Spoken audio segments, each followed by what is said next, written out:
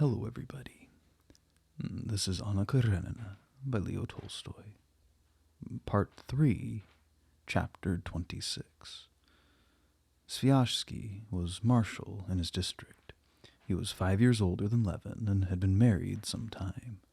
His sister-in-law was a very sympathetic young lady, and Levin knew, as marriageable young men usually know such things, that her friends wanted her to find a husband. Although he dreamed of marriage and was sure that this lovable young lady would make a charming wife, he would sooner have been able to fly to heaven than to marry her, even if he had not been in love with Kitty Shtcherbatskaya. The fear of being looked upon as a suitor took the edge from his pleasure in his prospective visit and made him hesitate about accepting his friend's invitation. Sviazhsky's domestic life was in the highest degree interesting, and Sviazhsky himself was an interesting type of the proprietor devoted to the affairs of the province.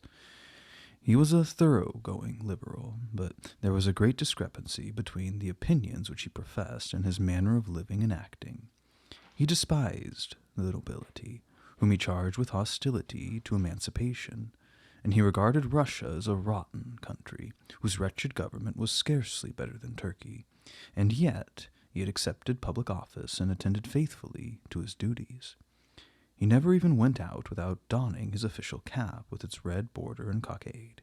He declared that the human existence was endurable only abroad, where he was going to live at the first opportunity. But at the same time he carried on in Russia a very complicated estate in the most perfect style, and was interested in all that was going on in Russia and was fully up with the times. The Russian muzhik in his eyes stood between man and monkey, but when the elections came, he gave his hand to the peasants by preference and listened to them with the utmost attention. He believed neither in God nor the devil, but he showed great concern in ameliorating the condition of the clergy, and saw that his village church was kept in repair. In regard to the emancipation of women, and especially their right to work, he held the most pronounced and radical ideas. But he lived in perfect harmony with his wife, and took entire direction of the family affairs, so that his wife did nothing, and could do nothing, except in cooperation with him, in order to pass the time as agreeably as possible. In spite of the contradictions in his character, Levin did his best to comprehend him, looking at him as a living conundrum, and through their social relations he tried to enter this strange man's inner consciousness. The hunting which Sviazhsky gave him was poor, the marshes were dry, and the woodcock scarce. Levin walked all day and got only 3 birds, but the compensation was a ravenous appetite, capital spirits, and that intellectual excitement which violent physical exercise always gave him. In the evening, as they sat at the tea-table, Levin found himself next to the Khozyaika, the lady of medium stature and light complexion, all radiant with smiles and dimples. Levin endeavored, through her, to unravel the enigma which her husband's character afforded him, but he could not get full control of his thoughts, because opposite him sat the pretty sister-in-law, in a dress worn, as it seemed to him, for his especial benefit, with a square corsage cut rather low in front, and giving a glimpse of her very white bosom. He did his best not to look at her, but his eyes were constantly attracted to her, and he felt ill at ease, and his constraint was shared by the young lady herself. But the Khozyaika seemed not to notice it, and kept up a lively conversation. "You say that my husband does not take an interest in Russian affairs?" she asked. "On the contrary, he was happy when he was abroad, but not so happy as he is here.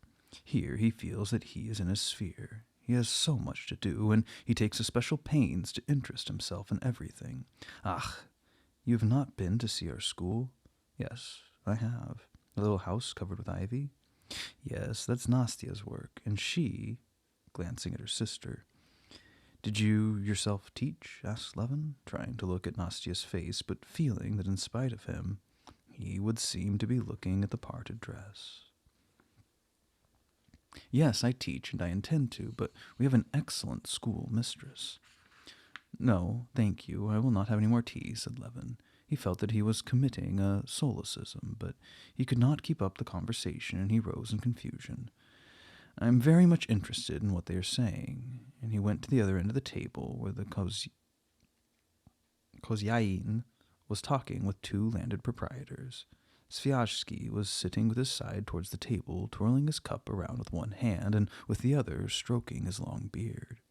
His bright black eyes were fixed with keen amusement on one of the proprietors, a man with a white mustache who was complaining bitterly about the peasantry.